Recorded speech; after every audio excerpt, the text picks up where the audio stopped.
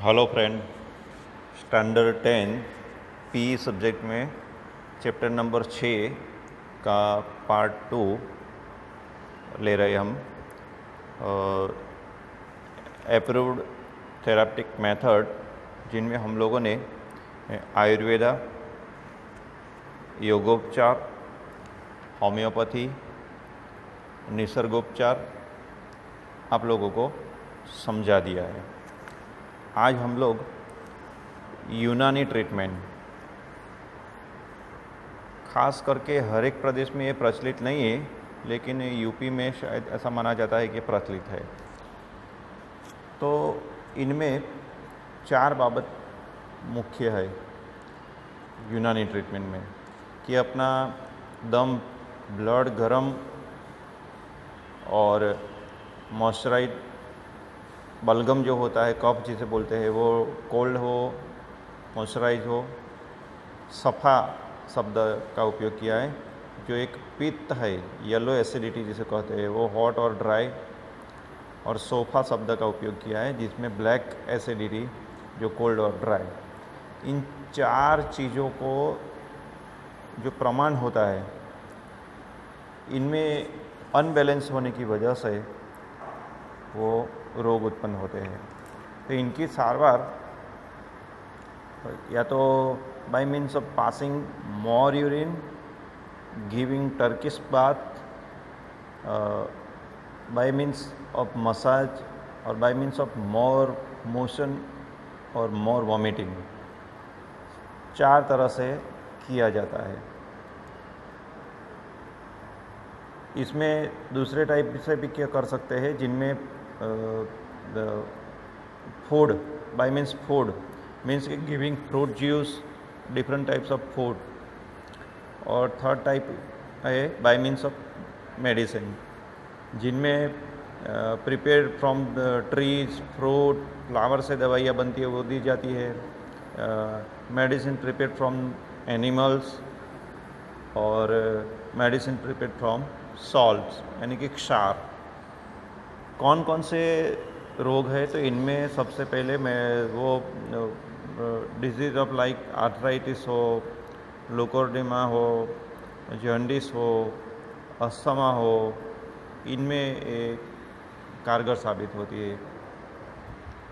इसके बाद आती है एलोपैथी 6 नंबर पर। तो मॉडर्न टाइम में आप सबसे देखोगे तो allopathy therapeutic method he accepted है। बाकी सब पर ज़्यादा भरोसा नहीं करते हैं लोग, और सर्वस्वीकृत बनी है, पारदर्शी कहा जाता है, और साइंटिफिक मेथड मानी जाती है। कि कोई भी नई टेक्नोलॉजी आती है तो साइंटिफिक सिद्धांतों के ऊपर इनमें चेंज होता रहता है। हमारे जो भी बॉडी पार्ट्स है, उन पर जो रोग है, इनकी ट्रीटमेंट के लिए सबसे कामयाब माना जाता है। और उनकी भी एक मर्यादा है कि इनकी जो मेडिसिन इलाज के लिए दी जाती है, उससे उसका साइड इफ़ेक्ट भी होता है। यानी कि एक इलाज कारगर होता है और दूसरा उत्पन्न भी हो जाता है। और ये मेडिसिन से एक खुजली का आता है, एक्जिमा, और स्किन डिजीज जैसे रोग, कई ऐसे रोग है जो दूर नहीं भी होते हैं, वो भी मजबूरी है। लेकिन इनमें बहुत सारे पार्ट्स है, बहुत सारे ब्रांचेस है, जैसे कि सर्जरी, ऑर्थोपेडिक है, कार्डियोलॉजी है, एनेस्थेसियोलॉजी है, न्यूरोलॉजी है, गायनेकोलॉजी है, पैथोलॉजी है, डेंटिस्ट्री है, ENT, ear and nose and throat, physiotherapy है। बहुत सारे इनके ब्रांचेस है, जिनमें तरह तरह का इलाज अलग अलग किया जाता है। लेकिन ये बहुत प्रचलित है, और इनका उपयोग भी बहुत हो रहा है। इसके आप लोग देखते हैं कि इनमें प्रिस्क्राइब और बिन प्रिस्क्राइब जिसको कहते हैं वैसी दवाइयाँ भी होते हैं जो डॉक्टर लिख के देते हैं, उनको प्रिस्क्रिप्शन कहते हैं। वो प्रिस्क्रिप्शन के आधार पर दी जाती है। और कई दवाइयाँ डायरेक्ट ली जाती है कि वो बहुत डेंजरस होती है। लेकिन कोई भी व्यक्ति बीमार हुआ हो तो उसका जांच इस तरह से होता है कि उसका ब्लड है, यूरिन है, उसको लैब में परीक्षण किया जाता है, ज़रूरत पड़ी तो एक्सरे लिया जाता है, सोनोग्राफी की जाती है और फिर इसका इलाज किया जाता है। और उसी मुताबिक डॉक्टर आपको दवाइयाँ देता है जो आप मेडिकल स्टोर पर से लेते हैं। लेकिन हर एक दवाई या मेडिकल स्टोर वाला भी बेचने की परमिशन उनको होती नहीं है। तो प्रिस्क्राइब और बिन प्रिस्क्राइब जिसको कहते हैं, प्रिस्क्राइब होते हैं वो दवाइयाँ आपको डॉक्टर लिख के देते हैं और मेडिकल स्टोर पर मिलती है। दूसरी दवाइयाँ ऐसी भी होती है कि अनप्रिस्क्राइब जिसको बोलते हैं मेडिसिन, वो आप समझते हैं कि मेडिकल स्टोर पर आप जाके बोलते हैं कि मुझे कोल्ड हो गया है, कफ हो गया है, तो वो दे देता है। घर के उपयोग में आए ऐसी दवाई वो बिना प्रिस्क्राइब किए अनप्रिस्क्राइब दवाइयाँ होती है फिर भी वो दे देता है। तो दो प्रकार की है, प्रिस्क्राइब और अनप्रिस्क्राइब। इसके बाद का एक प्रकार है एडिक्शन मेडिसिन, जिनमें रोग के इलाज के लिए जो इनकी मात्रा होती है, प्रमाण जो होता है वो मोर रिक्वायर्ड प्रोपोर्शन होता है, तो ज़्यादा ली जाती है जो आगे जाके नुकसानकारक हो जाती है। समझो कि आपको नींद नहीं आती और गोलियां लेते हैं तो नींद की गोली की मात्रा होती है कि इतनी लेनी है, लेकिन धीरे धीरे धीरे एक एडिक्शन बन जाता है और फिर वो व्यक्ति धीरे धीरे धीरे बढ़ाता जाता है, जो इनके लिए नुकसानकारक हो सकती है। तो डायज़ेपाम जैसी दवाइयाँ दी जाती है जिनको नींद नहीं आती है, वो धीरे धीरे व्यसन में बदल जाती है और इनके न्यूरोलॉजिकल सिस्टम जो होता है उन पर इफेक्ट होता है और वो नुकसानकारक बन सकती है आगे जाके। नर्वस सिस्टम हमारा ख़राब हो जाता है। फिर कफ सिरप जो आता है, बहुत सारे कफ सिरप ऐसे हैं जिनमें जो मिलाया जाता है ओपियम यानी कि अफीन का अर्क मिलाया जाता है, वो हमारे मगज़ को यानी कि माइंड को नुकसान पहुंचाता है।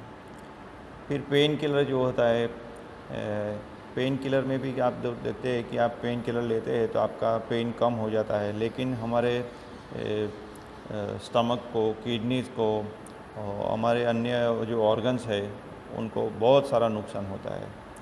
फिर एम्फेटामाइन आता है एक, आप लोग देखते जाए तो एम्फेटामाइन एक दवाई है जो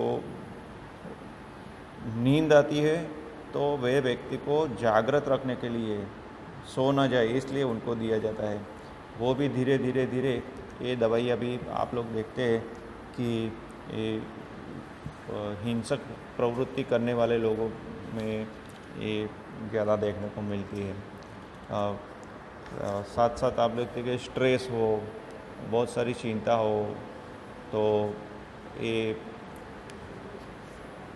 इन लोगों में ज़्यादा जो देखने को मिल रही होगी। अब आगे का टॉपिक है कि the risk of self using medicines and medicines of the quakes. अपने आप जात उपयोग जिसको कहते हैं और ऊंट वैद्य ऐसा दवाइयों का जोखम रहता है, तो वो हमें जानना है कि कई बार क्या होता है कि घरगथ्थू इलाज करने के लिए प्रयत्न करते हैं और फिर वो हानिकर्ता बन जाते हैं। तो स्वेलिंग आया है तो हर एक के स्वेलिंग पर जो शेक करते हैं वो कारगर साबित होता नहीं है। तो कई बार क्या होता है कि बारीक जो वेंस होती है वो टूट जाती है और ब्लड को बाहर निकलने की जगह नहीं मिलती है, तो स्किन के नीचे वो रुक जाता है और वही स्वेलिंग आ जाता है। तो उनको दूर करने के लिए आइस घिसना चाहिए। लेकिन कई बार क्या करते हैं, शेक कर लेते हैं और जिससे वो ब्लड सर्कुलेशन बढ़ता है, ब्लीडिंग होता है और बढ़ने की जगह पर स्वेलिंग, घटने की जगह पर स्वेलिंग बढ़ता है। कई बार डॉग काट लेता है तो उस पर जो चिली आता है, मर्चे की भूकी डाल देते हैं, तो लाभ होता है ऐसा नहीं है, उससे ऊपर जलन ज़्यादा होगी, फ़ायदा नहीं होता है। तो कोई भी समस्या हो तो उनको अपने आप डॉक्टर बन के दवाई करना बहुत जोखिमकारक साबित होता है। एस्पिरिन की गोली आती है जो हमारे स्टमक में अल्सर पैदा कर देती है और धीरे धीरे धीरे वो बहुत सारा नुकसान पहुंचा सकती है। इनके जो रिस्क रहे बहुत है, हजार्स ऑफ मेडिसिन फ्रॉम क्वेक्स, तो बहुत सारे रिस्क है कि जिनका उपयोग करने से एंटीबायोटिक जो है और स्टेरॉइड जो है वो बहुत सारे इनके लिए उपयोग कर लेते हैं और नुकसान होता है। तो एंटीबायोटिक दवाइयाँ कौन सी है कि कोई भी हमें चेप लगा है, इन्फेक्शन हुआ है, तो उनमें हम लोग जो दवाइयाँ देते हैं तो चौकस टाइम तक वो चालू रखनी पड़ती है और जो दवाइयाँ देते हैं वो सही होती है वो हम लोग जानते नहीं है और नुकसान हो जाता है। स्टीरॉइड बहुत डेंजरस दवाइयाँ है। वो कई बार एलर्जी, शॉक या आपका फीवर कम करने के लिए उनको दी जाती है और वो अपनी जो डिजीज़ को दूर करने की शक्ति है वो बहुत कम कर देती है। जो हमारा रेजिस्टेंट पावर जिसे बोलते हैं हम, इम्यूनिटी पावर बोलते हैं, वो स्टीरॉइड से कम हो जाता है।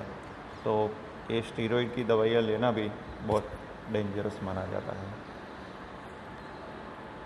हमारा ग्लैंड्स जो है वो ख़राब होता है और जब ज़रूरत पड़ती है तो दवाइयाँ भी काम करती नहीं है इससे, इसलिए स्टीरॉइड की दवाइयाँ लेनी चाहिए नहीं।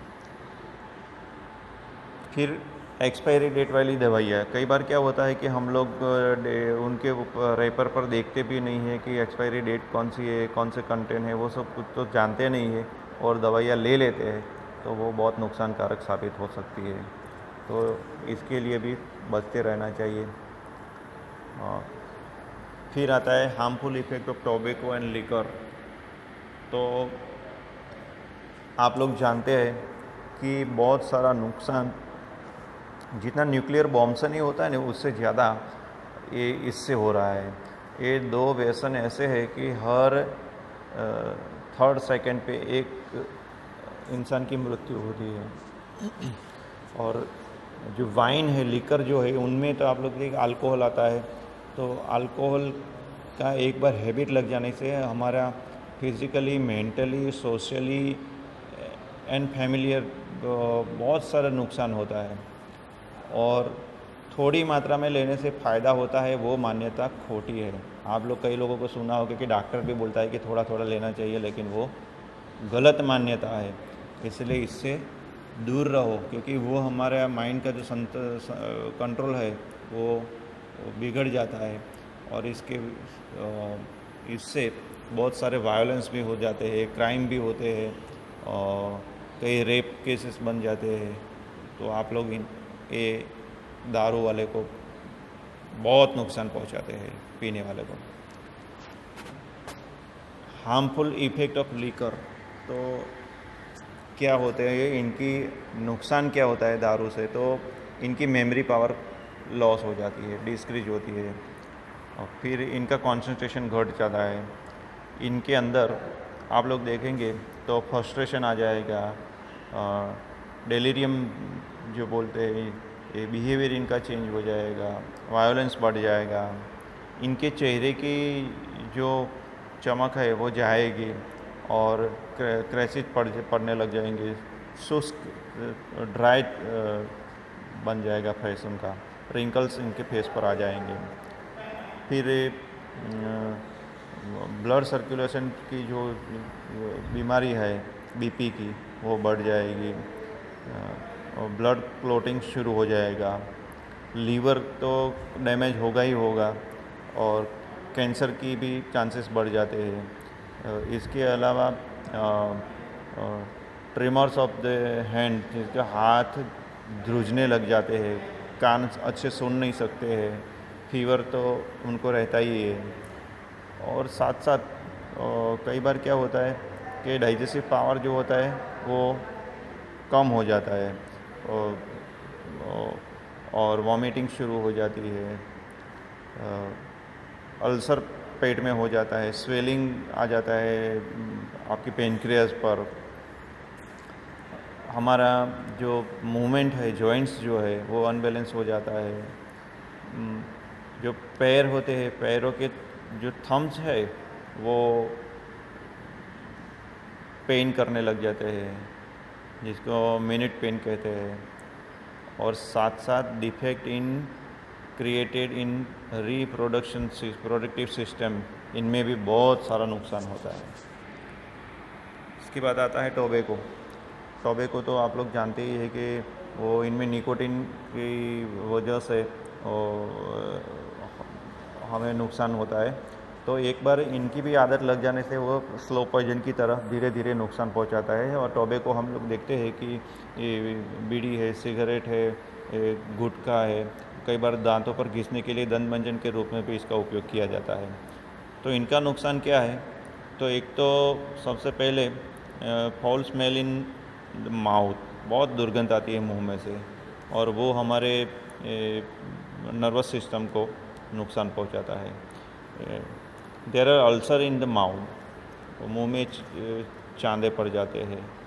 फिर कई बार देखते हैं कि जकड़न आ जाती है मुंह को, जिससे बंद हो जाता है, आप अच्छी तरह से मुंह खोल नहीं सकते हैं, ऐसा हो जाता है।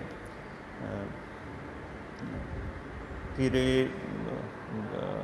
गम्स ऑफ टीथ, दांत हमारे वीक हो जाते हैं, कई बार तो कैरियस हो जाते हैं, और डाइजेस्टिव पावर हमारा वीक हो जाता है, लंग्स वीक बन जाते हैं, ब्रीदिंग कैपेसिटी डिक्रीज होती है, और लंग कैंसर हो जाता है। कई बार हार्ट डिजीज बढ़ जाते हैं, हाई ब्लड प्रेशर हो जाता है, और हार्ट अटैक की पॉसिबिलिटी बढ़ जाती है। गैंग्रीन होता है, गैंग्रीन के पैरों में कई बार सड़ने लग जाता है, तो जितना भी काटो वो अच्छा होता नहीं है। और साथ साथ सबसे बड़ी पॉसिबिलिटी तो ये भी है कि पैरालिसिस हो जाता है ऐसे लोगों को। कोई प्रेग्नेंट वुमेन हो तो उन पर बहुत इफ़ेक्ट होती है। नर्वस सिस्टम तो हमारी स्लैकनेट हो जाती है और शिथिल हो जाती है। इसके बाद हर एक ऑर्गन पर इनका विपरीत असर होता है, हमारे जीने की जो क्वालिटी है वो कम हो जाती है। साथ साथ आप जो सिगरेट या बीड़ी पीते हैं तो आपको तो नुकसान होता ही होता है, लेकिन आपके आसपास में जो बैठे हैं उनको भी नुकसान होता है। तो ऐसा माना जाता है कि हर 6 सेकंड में टोबैको से एक की मृत्यु होती है। तो हम लोग आज यहाँ तक लेते हैं, अब लास्ट पॉइंट बाकी रह जाएगा, वो आपको नेक्स्ट पीरियड में बता देंगे। Thank you.